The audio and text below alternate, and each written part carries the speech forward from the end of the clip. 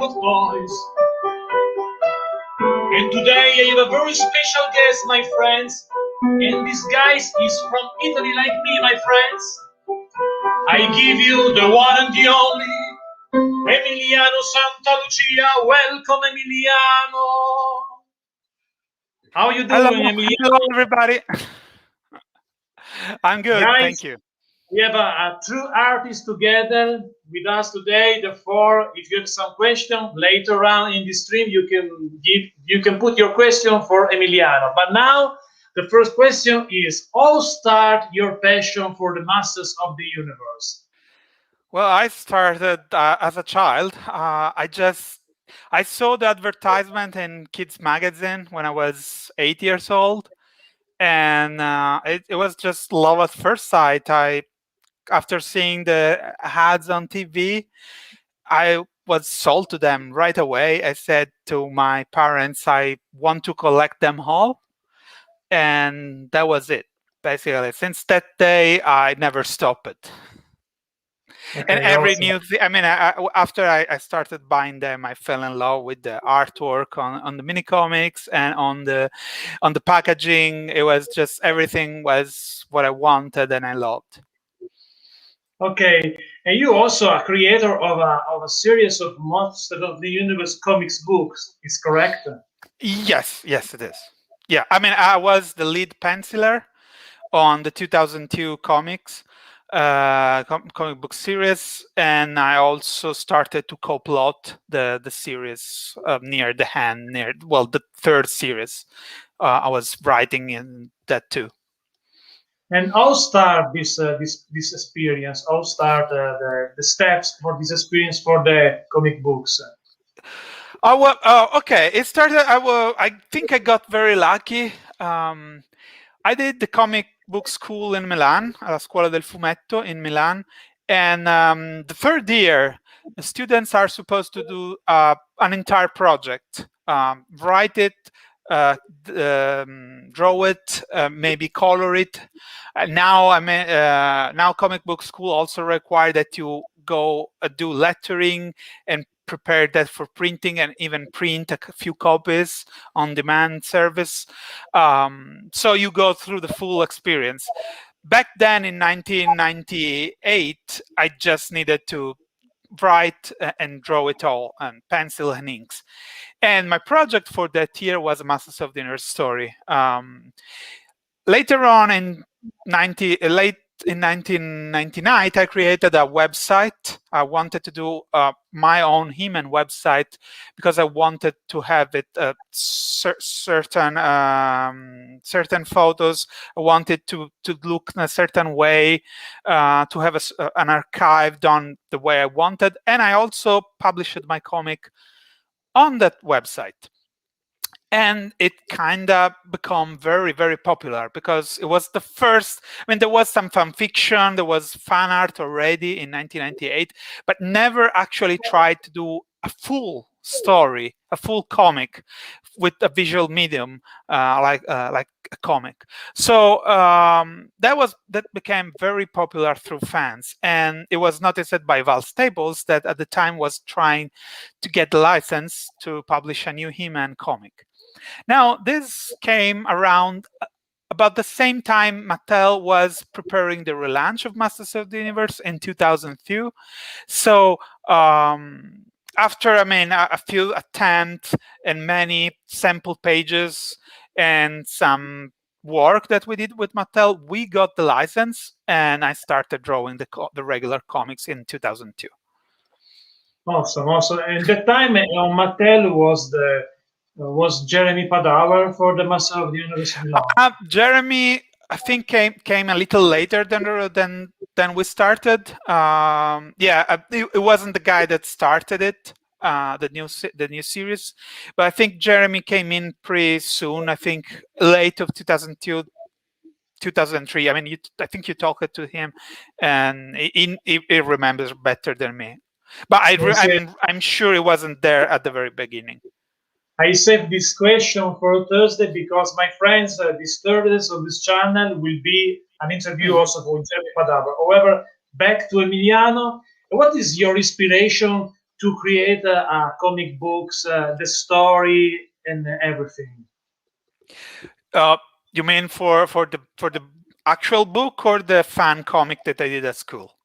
From the fun in general, if there is a specific way or different way. It's yeah, because the context is very different. When I did the fan comic, it was just my desire to continue the story, to give the story and not an ending, but an explanation on what happened after the cartoon, the new adventures, etc. So it was just my imagination there. And I really wanted to answer questions, just tie loose ends. In the context of the professional comic, the official comic, we had to follow certain rules. We were working on the back of the cartoon, so our story had to fit the cartoon story, the cartoon continuity. So it wasn't totally up to us. We couldn't create our backstory for the characters. We had to follow what happened in the cartoon. It wasn't separate. So I wouldn't say it was the inspiration, because my inspiration was always the classics, the original series, the original cartoon, the original stories, even the movies and the books and the old comics. But as a universe where I had to set my stories in, I had to fit it in the Mike Young production cartoon. Okay, and when you work and when you actually work on your drawing and etc., you listen music, something like that, or what is your process to become focused on your work? I don't think I have a specific, like a routine, and it's possibly changed over the years. Yeah, I of course listen to music. Sometimes, I mean, before more often before than now, because I don't know, I basically listened to the same stuff forever, so I got tired of listening to the same stuff. Now I listen to uh, like late night show, like I listen to Stephen Colbert, Trevor Noah, Seth Meyer, all the monologues in their show at night in US. I listen to them in the morning.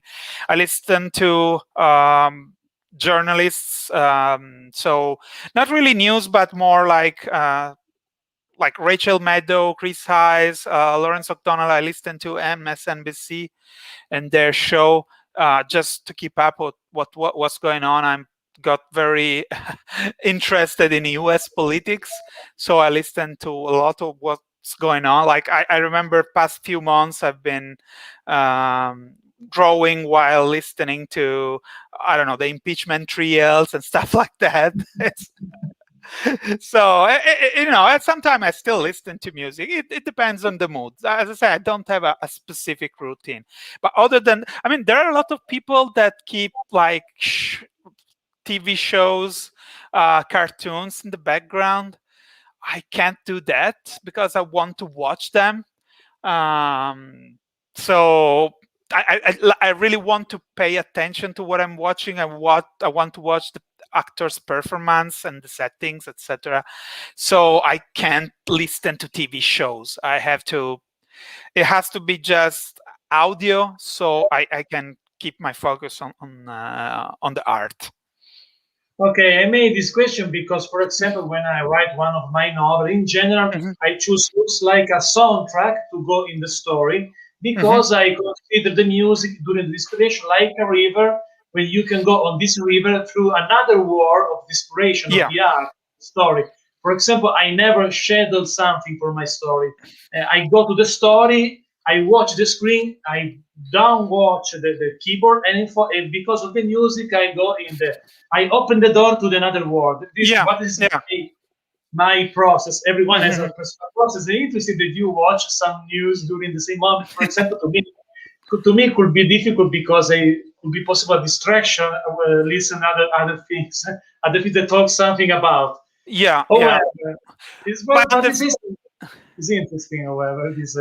I mean, you work with words, so of course, hearing somebody else talking, it's more difficult. A song, you can just listen to the sound of the words, while yeah, I'm listening to news, etc. I pay attention to what they're saying. I get distracted too. Often I go back and re-listen a piece, but I work with shapes and colors, so I can mix the two things. I guess there must be a scientific explanation, like probably the two parts of the brain involved in the two processes are different, so I can do these two things at the same time. While you have to process word at the same time, that probably become more difficult. Okay, because before to continue, there is Mhm. a nice question for both because this guy says, "I am Emiliano and Alan. Why not in Italian language?" I give you the answer because it was my decision for that because many followers of this channel are from US. And everybody understand English in general. I decided to. We are both Italian. I decided to use the English language because Mhm. to be possible to understand to everyone. So also for because in general the follower of this channel are from Mm. US. Therefore, it's the reason why Insanity of Universe Rock Band. Nice name, however. For the other question, continue to put your question because in the it looks like in the last 10, 15 minutes we can start, especially Emiliano, my special guest, to answer your questions later. Therefore, continues and because I read every question and Mhm. next you will be a protagonist also you my friends to your question with Emiliano. However, back to your work with the Masters of the Universe, you all start your part because they read something on the web that you was also the also work also on the iman.org website, the website of Val Staples. Yep. Is correct? What is your experience? How start this experience with the website? Well, I think I mean, I was working with Val on the comic, and I was running also Masters Unbound, which was my old website. And I mean, I had the experience in that, and I had that very specific knowledge about Masters of the Universe. And I had a vision of what an archival website would be. And I was also getting involved in the community a lot, talking to people. And so Val asked me to come run the website with him. And so I did for 9 to 10 years or 11 years. I'm not sure now. Yeah, and so I helped running it. I helped redesign the website. I helped building the archive and create a system that people are still using and have been using for the past 11 years, adding a lot of informations, which is what I wanted. So now if I need reference, I can go there and I see people that use the system I designed to add information and create this huge archive. And also I mean, I wasn't very involved with running the forums before social media took over, basically. So that was the place where most He-Man fans met. And it was a learning experience. I can say that I was a bit more naive. I was a bit more easily annoyed with fans' behavior. It was a tough balancing act being an administrator and a moderator there, and having to express my own opinion and try to to not offend people. And yeah, I got tired of that, meaning that not that I got tired that I hated it, but now I will never do that again. Like I prefer to stay outside uh, of the fights and of the all the fans. Not the fans world, because I follow groups. I'm a fan myself, but I understand that I'm in a different position, being a professional that work in that world. So staying a bit on the side. I still try to get involved and share knowledge to let people understand the process of creating toys, creating comics, how this work, why there are certain limitations. But it's terribly hard because social media, the way social media work made people more arrogant and also less available to absorb new informations. In a weird way, the more information are available, the less people seems to want to absorb them or to look for them.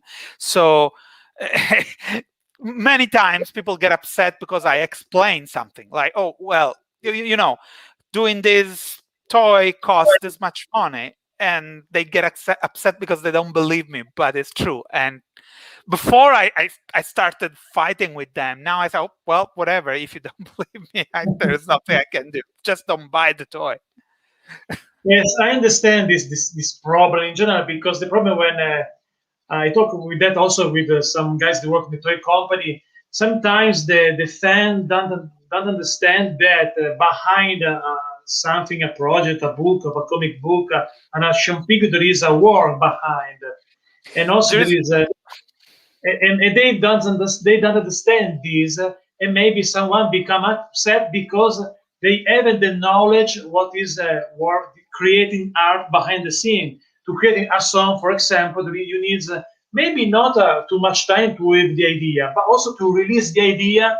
It is a big time, and also the problem for the market, the promotion, and also, for example, when sometimes complain the waiting for a figure in a pre-order, Mhm. because basically they don't know that behind a figure there is a huge process behind, There's a and huge process. Yeah.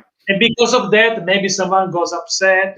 And also, yes, in the social media, everyone, but not just for collecting, in general, Yeah, yeah, become in general, yes. they are they start to know everybody. Looks like to be the king of everything. I know everything and you don't know nothing, also if you work in that things. And this is the problem, and maybe sometimes people don't accept a different opinion, for Hmm. example. And if this is a problem, but this is a problem in general of the to be a human being. It's not only just the internet looks like a window of the people. I believe in the real life they have an altercation sometimes because they have a different opinion, different position for something. However, back to the Master of the Universe. I want to talk to Yes. you about. I'm a filmation guy. Hmm. I believe also you because of your T-shirt. Yes. And what is your opinion? Because I like so much the Filmation one, both Iman and Shira, and not just only this series, because I'm a big fan also for Brave Star and also for the Filmation Ghostbusters. Also, I like Yeah. in general the design, the story, the character, because also the development of the story in the every episode was complete in 90 minutes, Yeah. a complete story with the beginning, the middle, and the end. And because of that, I'm a big fan for that, and also for the shape of the character. But for example, the 2000X cartoon and everything was totally different. And to me, I understand it's another way to love Master of the Universe, but I was a little bit shocked because everything was different. Hmm. What is your first reaction for this new cartoon and the comparison for the old one? Well, of course, I was much older when the new cartoon aired, and we were all hyped for that. It was, in a way, the new cartoon was what we were imagining, like a continuing story with an origin and a start and a developing of the story. Other characters' origin, some backstories about the other characters. So something that we had imagined after the Filmation cartoon. Growing up, you think, oh, but what about this kind of stories? Why they never did them? It's, I mean, there is an explanation, of course, why cartoons before were done in a certain way and now they're different. Uh, but so we were very hyped. We were loving it, just because it was happening. eventually, I would say I started to see flaws in that cartoon too. There are things I still like a lot. There are things I like less, um, and I think it somehow it lacked the light-hearted atmosphere of the old one. Well, but of course they were trying to do that. They were trying to picture a world a bit more realistic, a bit more dramatic, while the old one was more a fairy tale world. It was more magic, was more simple, more naive, more happy in a way. At least He-Man. She-Ra was actually a lot more dramatic than He-Man, at least as the general concept. Much more dark, even if then the episodes were actually sometimes even funnier and sillier than He-Man. So I kind of missed that a little bit. I think that Mikey and production never got Horko right. It was a forgettable character in Mike Young, while it was a central character in the whole show, and it became one of my favorites. My favorite character, Orko, in certain ways, of course. So I think it missed that one, and when we were doing the comics, we wanted to try to balance that. But in a way, I know that Mattel was aiming to also the old fans, and the old fans had higher expectation in terms of story development and how things could be more complex than the original cartoon. So everything makes sense to me.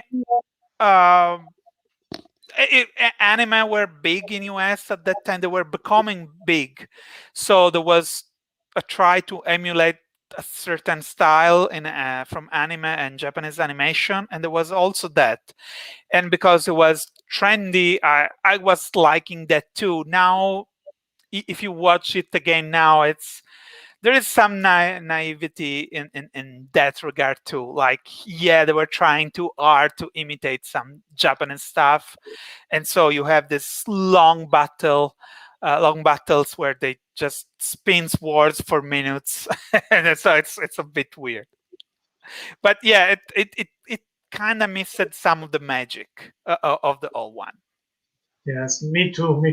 Because also because maybe we were a child at that time. Therefore, when you are a child, you everything is magic. But however, I think every artist still a child inside a little bit, and this is the reason why we follow our inspiration, because to follow Mhm. inspiration you need to save the child inside of us.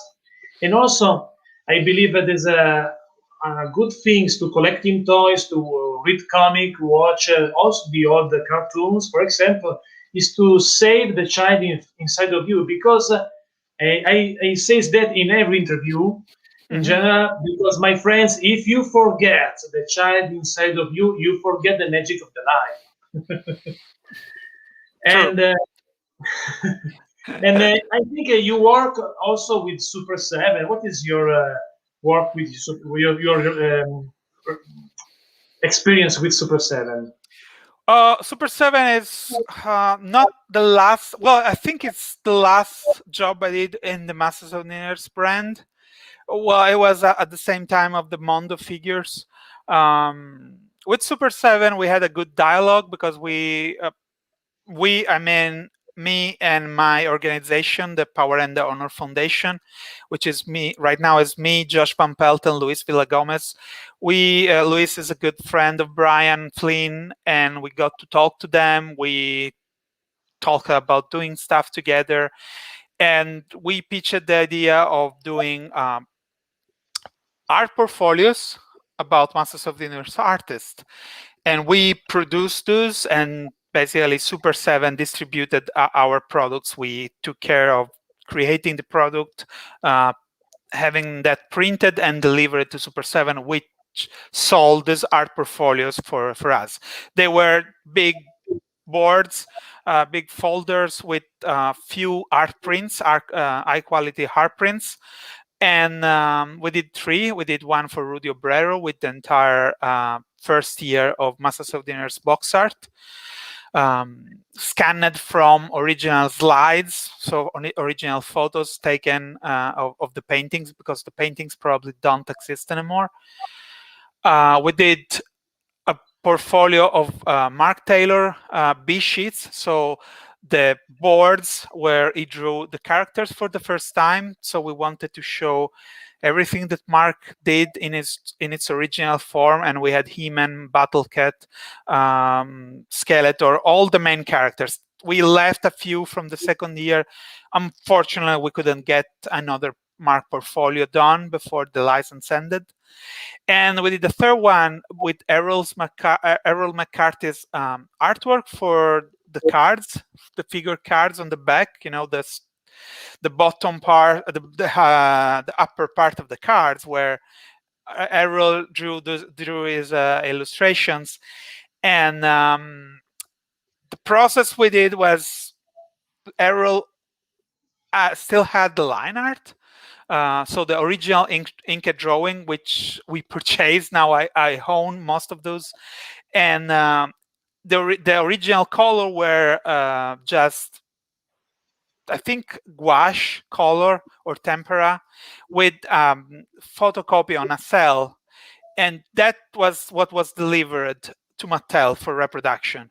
Now, those got lost. I think just a couple survived from the licensing guide, but everything else got lost. There's at least as much as we know. So I took the original line art and I recreated the colors by Errol, just painstakingly going through the artwork and making sure the brush strokes, the hairbrush, everything looked as close as possible to his original colors. So it wasn't entirely original, but I did my best to make them look like the originals.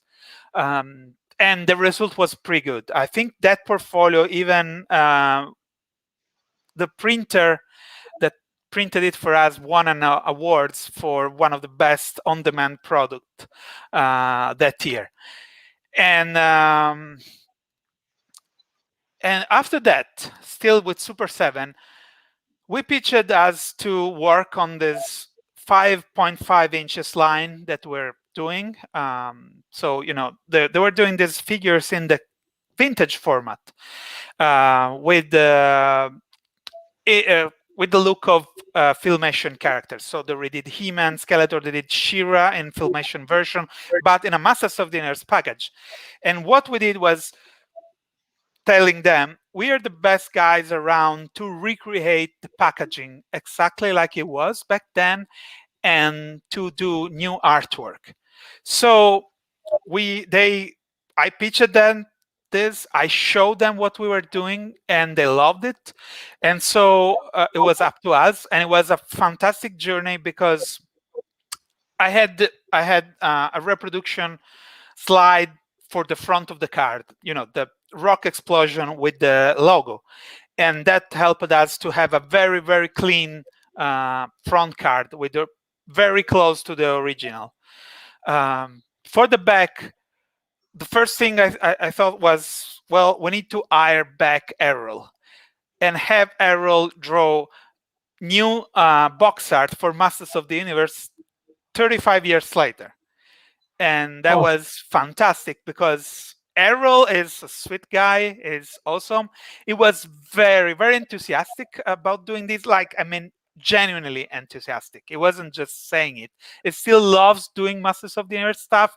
It's something that happened again in his life because we looked for him and found him and talked to him and got all his art. He had no idea there were so many fans of his art, and we revealed to the world, okay, this guy did this art, and it was fun. It was absolutely fun because I was art directing him. So I was telling him what we wanted. I was, you know, giving him corrections sometimes.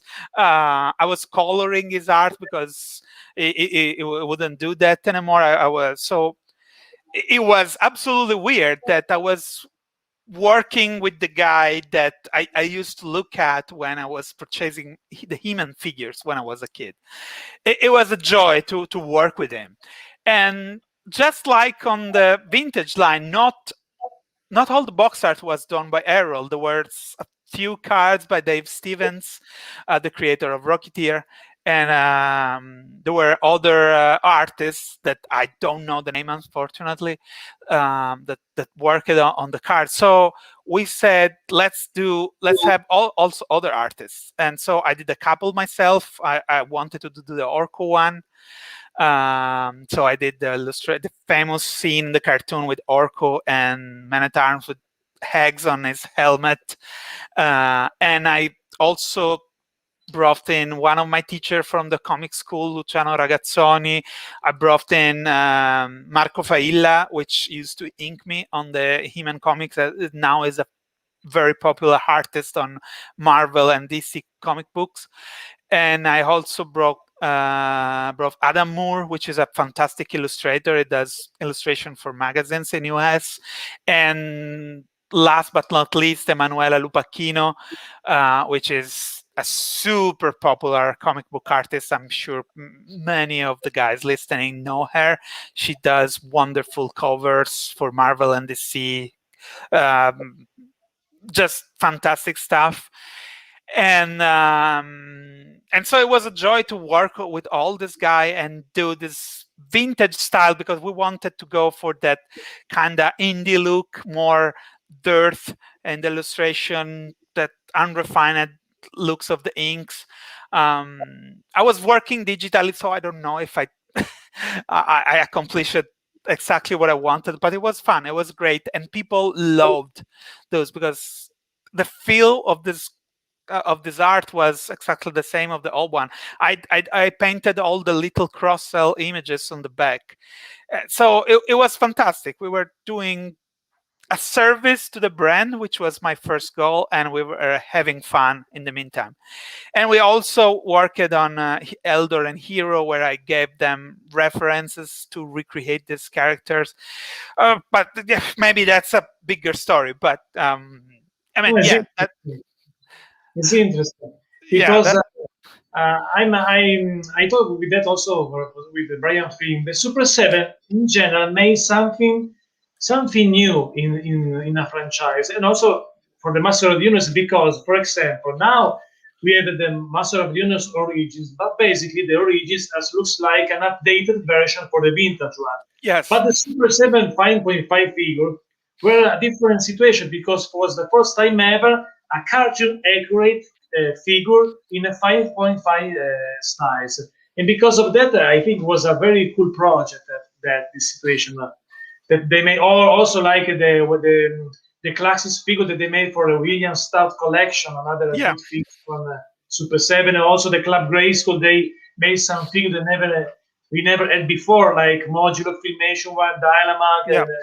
and the list And in going on. in the 5.5 inch too, we had Shadow Weaver Yes. and Evil Seed, and the plan was to do more. Well, the plan was also a bit more ambitious than doing just filmation figures. My idea was this line should be like, what if Masters of the Universe continued? So we also got a lot of archival images of other Masters of the Universe Power of Grayskull figure. So what Power of Grayskull was going to be? Well, maybe not exactly what was going to be, but some of the early process in that line.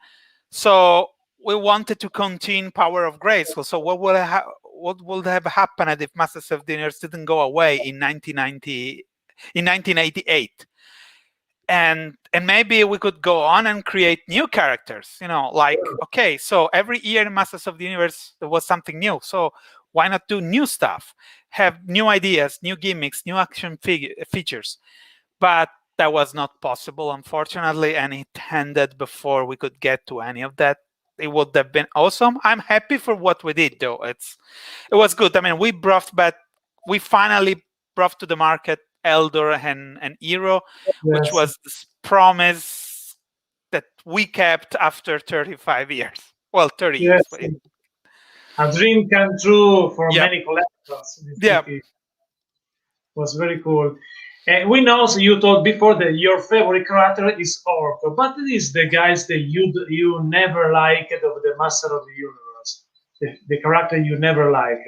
Uh, I know. When I was a kid, Blast Attack was like, what is that?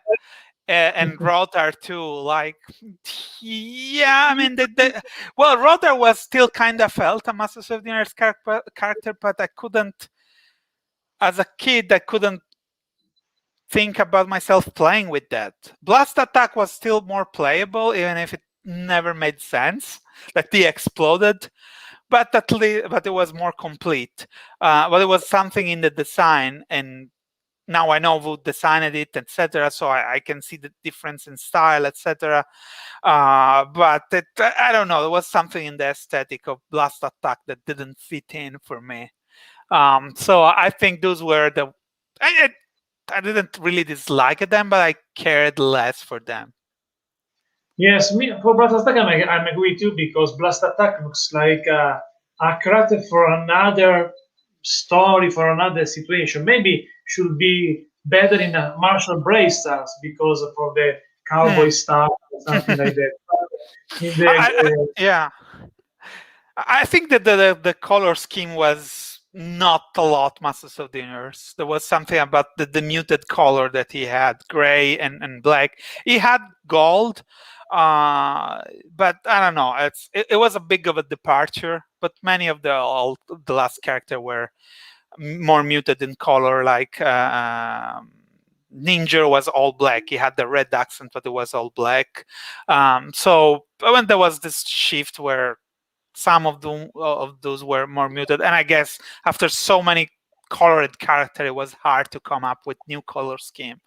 I know that for a fact when I try to design new stuff and I have to come up with color scheme, it's kind of difficult.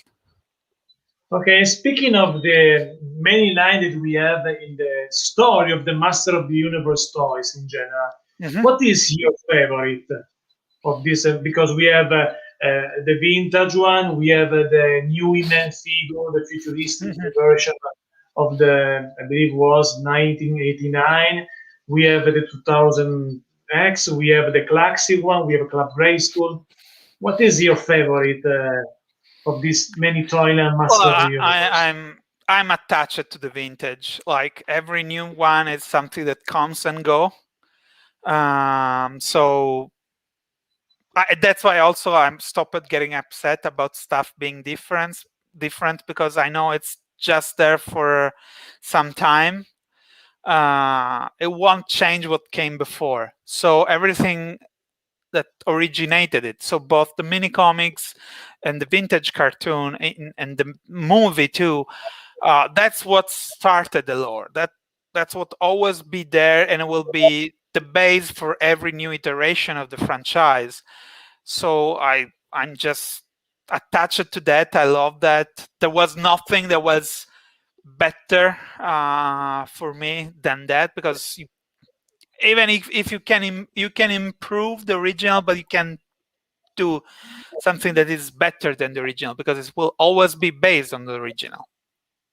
Okay, I know this question because, for example, to me, when I was a kid, and I was a big fan of the Filmation cartoon, I was Mm-hmm. a little bit frustrated because I never know in the time that the toy was created before the cartoon, and the likeness wasn't perfect because the figure was different than of Yeah. the cartoon. And the reason why maybe my favorite one is the Club Grayskull because they are the perfect likeness for the Filmation cartoon. Mm-hmm. And it's not something new, but it's something inspired that never made before. And because of that, I like the Club Grayskull because they're it looks like to have in your hands the character jump out from the screen, no? Yeah. And Yeah. like Yeah. Yeah. and because of that, I like this. I love the vintage one. I still have my collection from my childhood, whoever. But the Club Race is my favorite because of that. Because finally, I can have a perfect cartoon accurate figure for my childhood show. And the reason why also I like in general this concept to a cartoon accurate figure in general. To me, for example, I talked with that also with Brian Flynn, because I think SuperShow is the only one company that can do that maybe in the future, but there is a license probably without that. But for Hmm. example, also for the Bracer, Marshall Bracer, cartoon accurate figure, Ultimates should be awesome. Also the Yeah. Filmation Ghostbusters also. Do you Yeah. remember Filmation Ghostbusters cartoon? Yes, of course. Yeah. Yeah. Because in Italy it's popular, but I understand that in the US it's not very popular like in Italy, the Filmation Ghostbusters. I don't know Yeah. why. Yeah. Yeah, and Maybe I work on the DVD for the Filmation Ghostbusters too. I did the covers and the illustrations. All those cartoons were. I know that none of them sold very well. Only He-Man and She-Ra sold well, but every other Filmation cartoon on DVD never sold that great. In fact, He-Man keep being reprinted. That there are new editions of the DVD, but none of the other character of the other cartoon. I don't know. Most of their brands got forgotten. The company went away, and many people grew up. Anime took over, and they're just not that popular. It's okay, now I understand the situation, and now I have something to show you because mhm, on my channel I made some stop motion with different series, but also um, a stop motion. I start the first episode if I can find it. A stop motion of with my Master of Universe figures. I want to show you that mhm. with you in a few moments. I share the video because there is some ads before, and whoever I because I need to share it. Because when I encourage to know what you think about that. Hmm. And when I made a stream for the masters in general, I put also this stop motion. There is some ads. Okay, another one. You can skip. Okay, and now I put in the stream. Okay, we can start. Mighty Man, the powerful man in the universe, and I'm ready to defend the castle of Grayskull from the evil forces of Skeletor.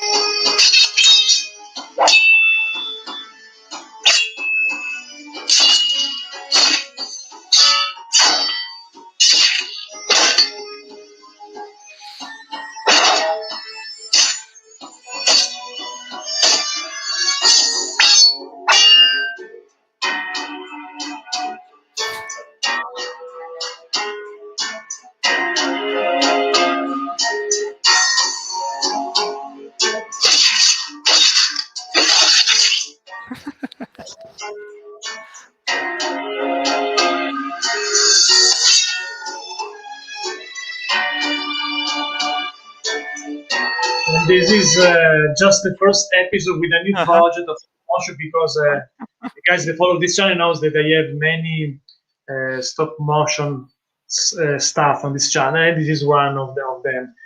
Maybe I have another question for you Hmm. because I find on the internet that you work also with the Four Horsemen. Is correct?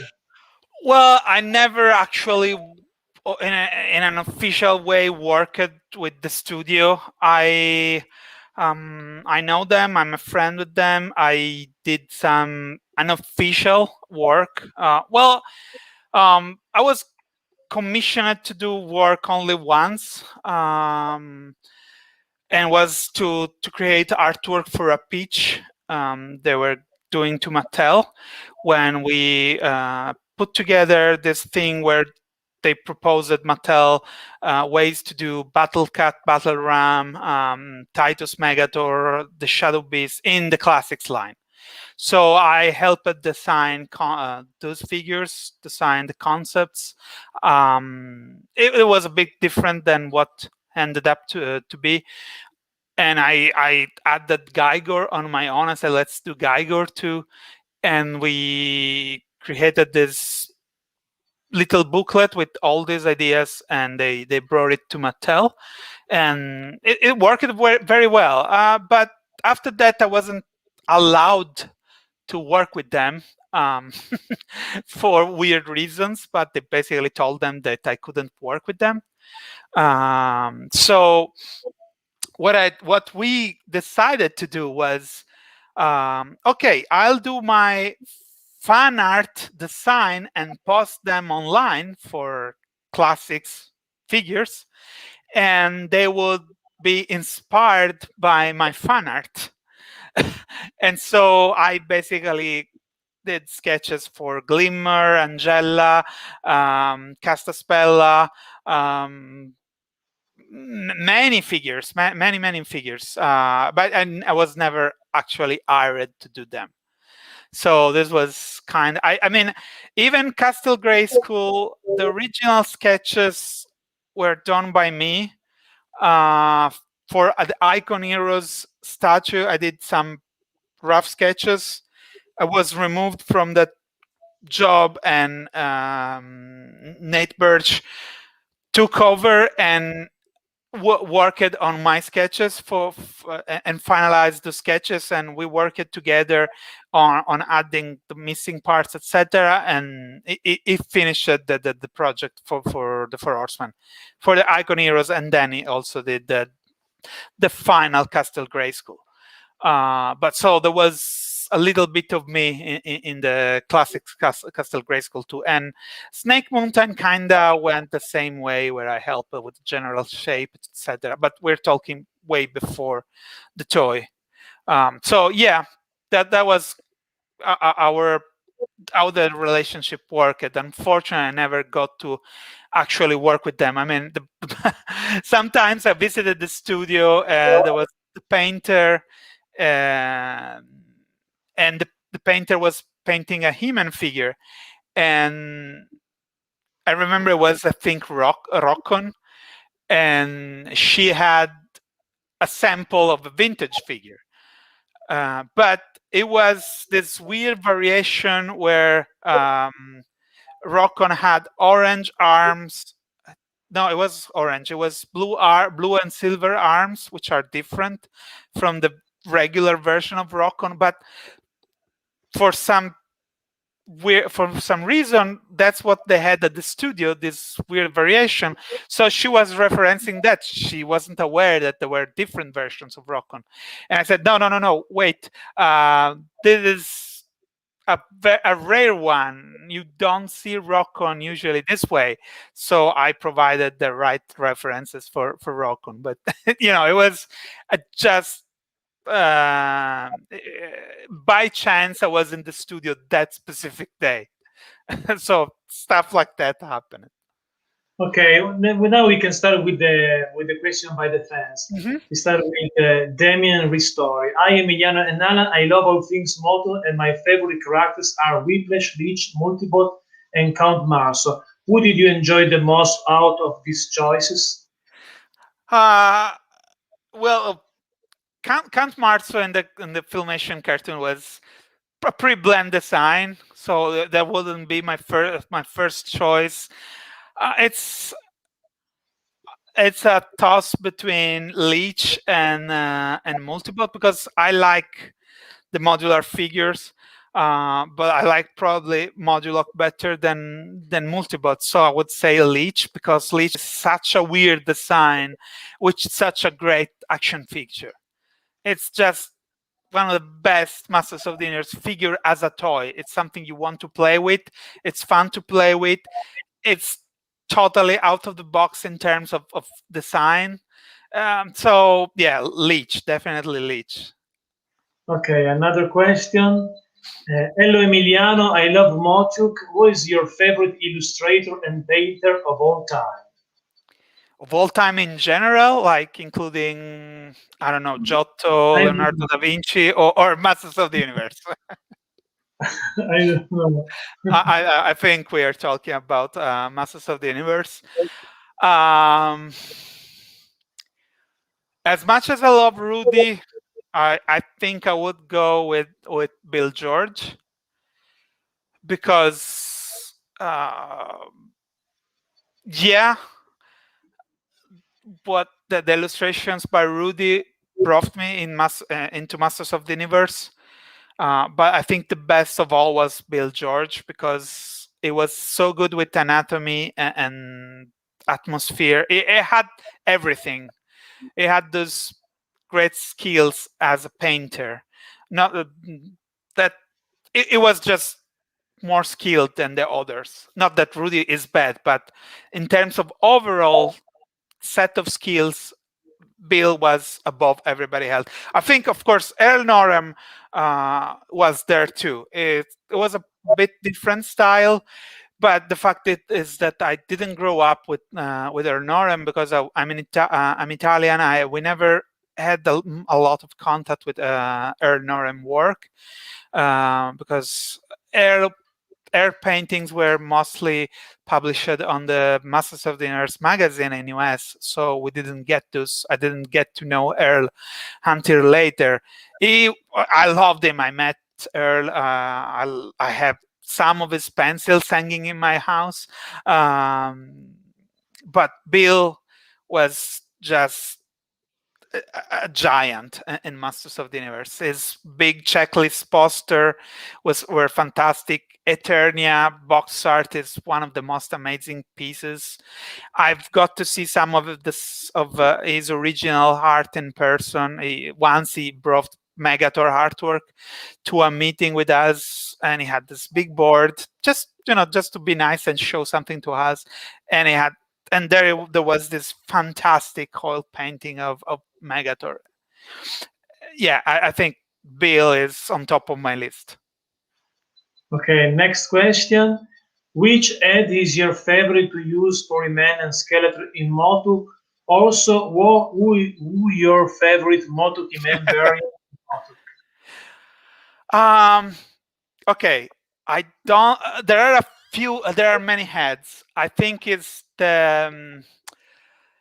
I don't especially like the Alcala heads because I don't think it ended up being very close to Alcala, mostly because the hair were a separate piece and they looked weird attached to the head. I like the second head, the one with the more stronger feature.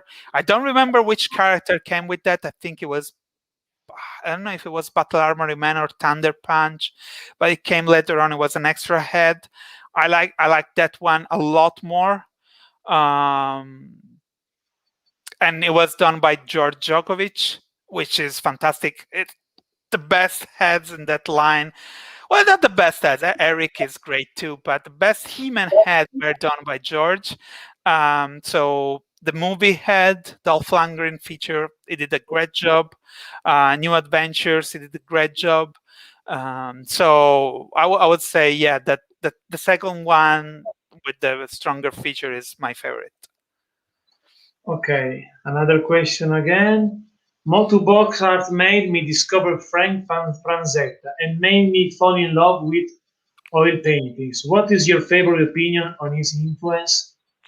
Well, Frazetta is a big part of what started Masters of the Universe because in the marketing research that were done in 1980, barbarian fantasy, heroic fantasy was one of the themes that came on top of the marketing research done by Mark Ellis. And at that time, Frazetta was big. There were a lot of novels with his cover. He was the guy representing sword and sorcery at that time. So all the people involved were inspired by Frazetta. Mark Taylor, Roger Sweet, the creators of He-Man, even Paul Cleveland, Mark Ellis, Derek Gable, they were all involved in the creation of He-Man, and they were all aware of Frazetta, and they all wanted the world of He-Man initially to be inspired by those illustrations. Roger had a kind of a bigger vision where he wanted that to be just one part of the world of He-Man. There was even talk about being the story being about time travel, so He-Man would go in different settings. But the barbarian fantasy theme remained the main one, and everybody was inspired by Frazetta paintings, among other things, but that was the base of it. And it was also the reason why Rudy was chosen to do the illustrations for the box art, because Mark wanted somebody that could paint kind of like Frazetta, because Frazetta was too expensive. So they asked Rudy, and Rudy did a fantastic job capturing that feeling of the Frazetta paintings. Cool. Another question. Emiliano, do you think there could be plans to celebrate the 48th anniversary of Motu? If so, could you share little ideas? I think that, yeah, for sure Mattel is going to celebrate it. I have no idea how. I think the new cartoon and the two new cartoons are part of this. I would dare to say that the newer one, not the one by Kevin Smith, is probably going to be the main thing for them next year. If they're smart, they will do something special for this. I have no idea what they can do. They may realize a special version of the Origins line. They could do. They could even redo some of the classics. Even from what I heard behind the scene, they're not too interested in anything that from the past, except for the Origins line. So I don't know what to expect. I personally haven't thought myself what I would like to see. I mean, what I would like to see is starting to diverge a lot from the actual plan they have. So I don't know. I don't even know if it's worth thinking too much about what I will do. Of course, I'm all about celebrating the artists and the lore of the region of the line. But that's just me. Usually in this world, you don't really give too much credit to the people involved, because it's the corporate world. It works this way. You don't want to give people too much credit. It's just the company that do the stuff, not the people. Well, of course it's the people. Okay, I saw, speaking of the situation now of the toy line and the new project for Masters, we have Moto Origin, we have the Masterverse stuff with two different concepts of animation, two different toy line. In my opinion, maybe yes, it's good to have many way to following this franchise, but also maybe because we remember in the past we have classics, in the past we have only the vintage, or now we have many things. Maybe it's a little bit confusional, I believe. What do you think about that? Well, my main job is most of the time is designing Transformers, so I'm used to that because Transformers has many lines. It makes sense to have more lines because you target different audiences, and you also have different prices. So you have products for older collectors, and prices and items for kids, lines for kids. So cheaper lines that can be found in convenience store and supermarket, etc., and regular toy shops. Even if in US they don't have toy shops anymore, basically after Toys R Us went away. But I mean, you have those for little kids. And I'm talking in Transformers especially. You have collectors line that are fairly low price, um, and you sell them to collectors, but they have a very general public. Kids buy them too, so Generation is a line that has adult collectors and kids collectors, and then you start going into a higher price point, which are for hardcore collectors. So the masterpieces. You have the Studio Series, which is an in-between line, which is about the characters from the movies, which have their own universe and their own style. And then you have licenses for statues and other non-transformable figure by other companies, and those are usually higher priced. So you sell to an audience, to an even different audience, and usually is an audience that is not a good target for a big company like Hasbro, because the numbers you sell of these products is so low that it's not convenient for a huge company to produce with those numbers. I'm sorry, this is a bit more technical. I'm going into. Let's say, I mean, that there are good products for certain company, for certain audience, and good product for other companies and other audiences. And I don't know, maybe because I'm following this so closely, for me it's not confusing. For me it makes sense, but I'm looking at this from the company's point of view. So it's good to have something on the market for everybody. And I think Mattel may be trying that. Origins is for kids as well, for collectors, even if I believe most of the people buying them are collectors.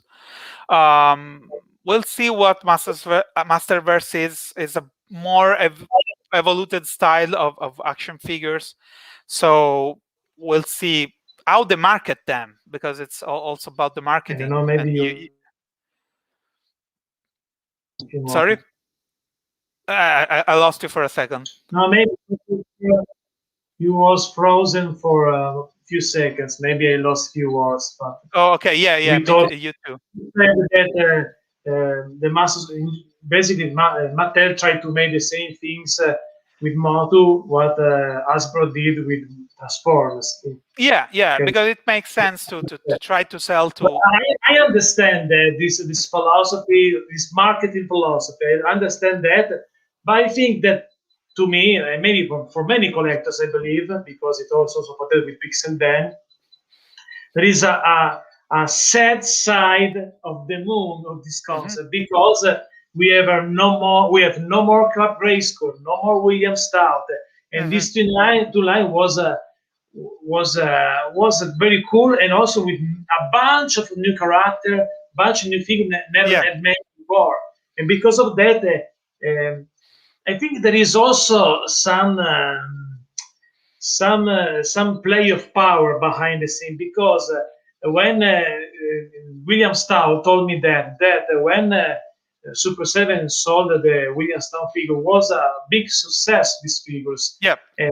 sold so well, and Mattel after that take over everything with something new and Mhm, stop something that people love so much. Therefore, I understand marketing rules. I don't. Also, I like Origins because, for example, I never had before Scareglow figure, and mhm, today find a vintage Scareglow is a big price. I yeah. purchased Origins, and it's good figure, very solid, good articulation, good possible, very cool. But to me, also is stop a two line like Grey School and we installed something new and something with many things to create in the future is good for the maybe marketing choice for Mattel, but maybe it's not a very big respect for the fan that following this. I know, I understand, and from the fan point of view, it's like that. We were getting figures that we really liked, and even just one more year of Super 7 would have completed the movie line, and we have got more new adventures characters. It would have been good, but the rules in this world, in the real world of toy industry, the rules are completely different, and what fans want doesn't really matter that much. For them, is why collecting royalties from a third party company for a small line where we can make big bucks by selling a lot of cheaper figures to a lot more people. Yes, it would have made sense to let Super 7 continue. In that sense, they think that the same that you said, it will be confusing for customers to have all these lines at the same time. So they say, okay, no more of those. We only want to have our line. It's completely inconsistent because soon they'll have 2 or 3 lines. So you can tell I don't have a high opinion of this, but I know that this is how it is. And it was like, well, we made a mistake giving the license to somebody else. We can do toys our own. And they don't really care about, completing a line like the movie line. They just don't care. And they couldn't do it. Only Super 7 could do it because of rights of legal stuff involved, but it's very complex. Yes, because Super 7 made an awesome stuff for that, and also because sometimes the McTay looks like a big guy that arrives in the small town and take over everything. Okay, It because of is, yeah. because of business. We know that behind the scene there is the business. But speaking of business, speaking of money, when something because Super 7 sold very well this line. Therefore, speaking of if you have the right the license, however, is good also for Mattel, but it's something to is the typical situation that big guy take over everything and Yep. and also for example in the music if you want to be in a festival in Italian festival Sanremo, if you have a big major behind you can go in a festival because Mhm. with a small company can have the power to give you the opportunity. And this Yep. is in general is the problem in general for every business because you have the big guy with the big money. You can do everything you want. You can take over everything you want. But if you have a small company, you have a big problem in the ocean of the possibility. I believe. However, now, my friends, I believe it's time to say goodbye. But Mhm. don't worry because Emiliano will come back with more because he has any also stuff also for the franchise. He will return. Yes. Maybe maybe if you have maybe another there is another question, another last question for the fan. The Mhm. only one. Do you think we could get a origin version of Strong Arm in the future? It's possible. I mean, I'm not entirely sure how the rights situation is with Origins.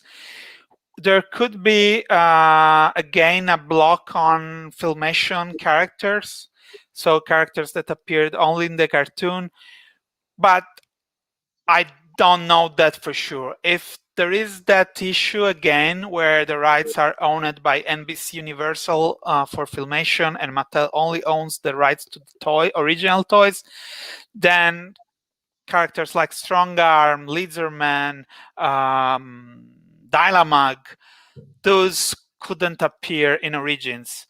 And characters like She-Ra, for example, has to look more like the vintage toy than the Filmation version. I don't know for sure. So we'll have to wait and see if they're able to do a cartoon version of the characters. Yes, I don't know. I'm not an insider like you, but I'm agree with you because I think they want to is only to recreate an update version of the vintage one with this origins stuff. Mm-hmm. It's also because they stop the possibility for more filmation with the corporation and everything. I don't think they also stop the the project where you was the 5.5 filmation by Super 7. I don't think when they stop Super 7 to make the same things. I believe there will Mm-hmm. be only something new or the origin inspired by the vintage one. However, guys, I go to the piano, and my friends, when I go to the piano, it's time to say goodbye. And thanks for watching, my friends. Thanks to enjoy the stream, this interview with Emiliano Santalucia. And don't forget to like the video, share the video on social media with your friends, and subscribe. Thanks for watching, guys. Thank you, Emiliano, to join this stream. Thank you. Thank you very And so much. I wait you in the future for the chapter 2 with you, with another interview together, my friends. Will be very cool. And thanks to everything you do for Master of the Universe Thank you. concept. Everything. Thank you so much. Thank you, Thank guys. you. So long, everybody, my friends.